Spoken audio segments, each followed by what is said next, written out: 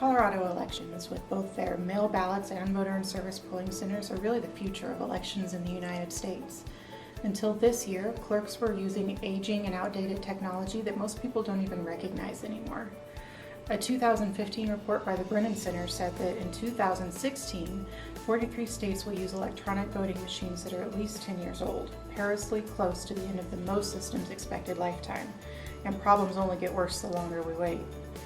With that in mind, Colorado undertook a multi-year study ending last year that included election officials, disability advocates, a number of vendors, and a couple pilot counties. Mesa County participated as one of the pilot counties for Dominion. The new equipment so far surpassed our expectations, particularly in ease of use and efficiency, accessibility for voters, and judge and voter acceptance. I was so impressed with this new system, and I'm looking forward to our next elections. Compared to the old system, it's absolutely flawless. It has some characteristics where, of course, in the onset it has to be set up properly, but after that, it literally runs itself. One of the greatest contrasts between the old system and the new system is actually something that most people unfamiliar with voting systems wouldn't even think about: changing the paper. With our old system, it's a very manual process with a lot of different steps, and with the verification of seals, it actually required 2 people. Unfortunately for our judges, it usually involves some pretty good elbow grease to get the empty roll out and the new roll in. The new system is familiar and straightforward for judges and doesn't require any training at all.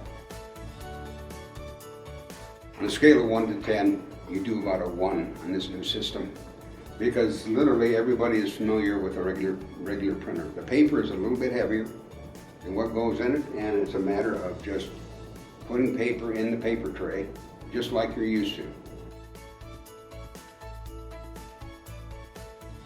Almost everyone these days has a touchscreen device or an iPad or a notepad or a smartphone of some kind that they're used to using.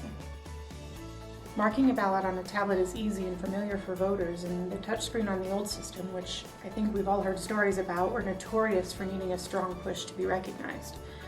Sometimes you would have to brace the screen with one hand to make your selections, and really elderly or disabled voters could struggle getting their selection made because of how much pressure had to be put on the screen. We're always looking for ways to make voters feel less intimidated by the voting process, and these ballot marking devices really give us an opportunity to let them use technology that they're familiar with. And we really saw a great response from voters and judges during the pilot last year. We were asking people after they came up, whether they liked the equipment, how easy it was to vote, and that's their general opinion, if they had any problems with it. And the majority opinion was absolutely, they said, this is great. I could see it, the screen is clear, it flows, and I understood what was going on. So really liked the system. The only really comments we got is maybe the paper was too heavy and we were wasting money. But I think we can resolve that issue if it truly becomes an issue. The modernization of the scanning system is really pretty impressive when you look at the old versus the new. We're able to use off-the-shelf devices and still increase speed and processing times exponentially. We can scan 60 ballots on the new Dominion system in a little less than a minute. That same task takes 2 people at least 4 minutes on the old system.